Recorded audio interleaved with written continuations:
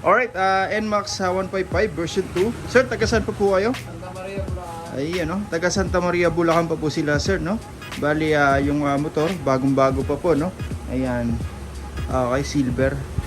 Dito, nagpa-install po sila, sir, ng package number 5, no? Which is mini driving, PIA horn, combo lights, horn passing, horn switching.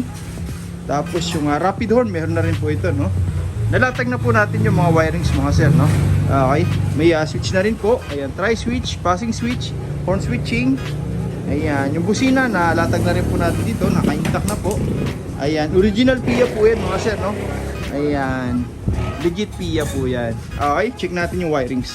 Dito, lahat po ng mga switches, sir, no? Sama-sama po yun sa isang harness. Okay, para malinis po tingnan, no? Walang mga pansit-pansit, walang mga kalat-kalat, no? Okay, ayan, kung mapapansin nyo, lahat po yan balot na balot. Mula rito sa taas hanggang pababa po, umikot sa chassis. Ayan, tapos papunta na po yan dito, no, sa ating power module. Okay, ayan, hanggang ilalim po yan.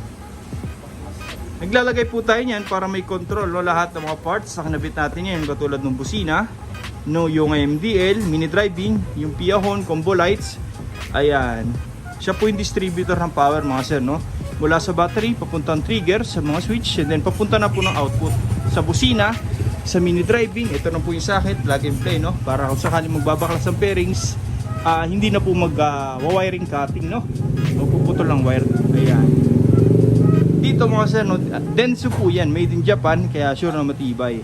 May mga customer po tayo, no? 5 years na po yung ganyan nila, all goods pa rin.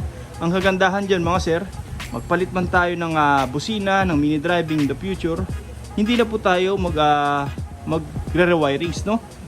Fix na po yan dyan. Palit-palit na lang tayo ng mga parts. Kung sakali lang naman magpapalit tayo, no? Pero usually mga ganito, tumatagal po ng up to 7 years po, no? Okay, ayan. Talagang sulit po. Okay. Lahat po yan, mga sir, nung ginamit natin, ayan, mga Japan wire na po, talagang pure copper. Hindi po yan nagpupulpos katulad ng mga aluminum wire, no? Maselan po kasi tayo pagdating sa wirings, gusto natin talagang matibay, pang matagalan. Okay. Lahat po yan nakahinang sa loob, no? Para mas kapit na kapit lahat ng electrical wire. Matagtag man yung motor, sir, malubak man, safety po yan, hindi po tayo magkakaroon ng power loss kahit tumagal po. Okay. Ayan, safety. Dito, kung mapapansin nyo, wala tayong makikita mga excess na wire. Lahat po yan mukhang stock pa rin, para mas malinis tingnan. At the same time, hindi na po mahihirapan yung mga mekaniko pagka sakaling magpapagawa tayo ng mga bearings po sa mga manubela, no? Okay, talagang walang mga wiring na sa gabal. Ayun, no? Okay. Ang maganda pa dyan, mga sir, no? Dito sa power module natin, pag may ganyan po tayo, may iwasan na natin yung pilikering sa mga ilaw, no? Kahit kung magsabay-sabay na ka-on po yan, magbusina tayo, hindi po hihina. Okay, kumbaga walang agawan po ng kuryente, no? Talagang madidistribute niya na maayos, walang fluctuation, talagang pwersado po yung output. Okay, ayan, no? Naglagay na rin po tayo ng fuse, no, sa may baterya, just in case lang po magkaroon na factory defect dito sa mga parts ang hinabit natin, o kaya mangat-ngat ng mga daga yung mga wirings natin, magkaroon na short, yung motor na, sir, hindi po yun madadamay. Okay, may fuse po tayong nilagay sa may baterya for safety po. Okay, ayan, no? Yung PIA, dito po yung isa. Ayan. Ayan, no? Ngayon, ikakabit na lang po natin yung ano, no?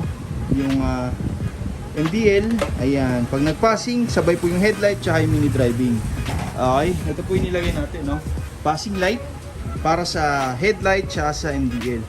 Okay, itong mino hindi na po natin ito ginagalaw, no? Kasi once na ito po yung ginawa nating passing, pwede naman po. Ang problema, maraming puputulin na wire, which is hindi po maganda, no? Okay, bali nag-additional tayo dito, mukha pa rin stock. Ayan, kakulay po ng stock handlebar switch, no? Okay, talagang malinis po. Ayan, lahat po yan binabalot natin, no? Kasi para all weather yung wirings, maulanan man yung motor na, sir, maabutan man tayo ng ulan sa daan, magpo-motor wash, hindi po yun basta-basta magkakaroon ng malfunction. Okay, safety first po tayo, no? Ayan, ngayon kakabit na lang natin, tapos video ulit natin. Okay, Ngayon, natapos na po natin yung motor na sir, no? Okay. Dual contact signal light. Naglagay na po tayo dito, no? Kasabay po yan ng park light. Okay. Pag nag-signal light tayo, automatic po yan. Ayan. Mag-yellow po, no? Which is allowed naman po yan sa LTO. Okay. Tapos mini driving, yung combo lights natin, PIA horn, testing natin. Okay. Dito, naglagay na po tayo ng passing light, no? Nag-passing light tayo, sasabay po dyan yung headlight, tsaka yung MDL, no? Yan po yung difference ng gawa natin sa iba. Usually po, nag-passing po, no, MDL na po yung mag-on. Dito, sabay po dyan ang headlight, tsaka yung MDL. Okay, ayun, no? Pero maganda dyan mga sir, pwede tayo mag-high ng headlight nang hindi po sumasabay yung mini driving. Sa mini driving, ganun din po, hindi sasabay yung headlight. Yung purpose natin dyan mga sir, no? Kaya pinagsabay po natin, para kung sakaling nag-high tayo ng MDL, may passing light pa rin na headlight. Nag-on tayo ng high ng headlight. Ayan. Tapos nag-passing. Ayan, meron pa rin passing yan. Okay, kahit naka-on po lahat, no? Pag nakapatay, automatic, sabay lahat. Sa busina, ganun din po mga sir, no?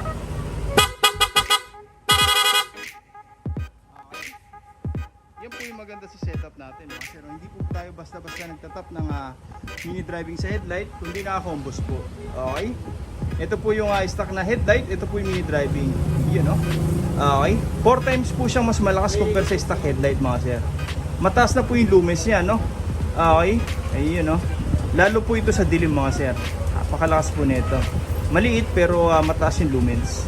Passing light, sabay po dyan yung headlight. Ito po, no? Ayan. Sa headlight, high and low, hindi po sasabay yung mini driving. Sa MDL, high and low, hindi po sasabay yung headlight. Okay, yun, no? Pero pag nag-passing, automatic, sabay lahat. Ayun, no? Okay.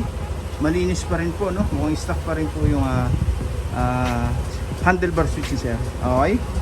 Ayun, no? Stock na stock pa rin po. MDL, high and low. Headlight, high and low. Kahit naka-on po lahat yan, nag-passing, meron pa rin po. Sa busina, ito po yung stock horn.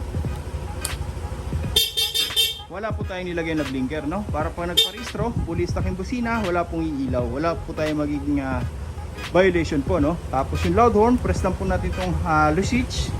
Yung busina ni sir, lalakas na at the same time, magkakaroon po ng horn passing, no? Yun, no? Okay. Tapos rapid horn, long press lang po natin itong horn switch. Okay. Yung menu switch si sir, menu pa rin po yan. Hindi natin ginagalaw, no? Okay. Passing light, ayan. Parang nagbusina lang din tayo, no? Okay, waterproof po yan mga sir, no? Heavy duty po yan. Okay. Ayan. Sa mga gusto pong pagawa, no? Direct message yun lang po, MJ Works. O kaya punta na lang po ay DC Shop, no? First come, first serve po tayo. Maraming salamat po.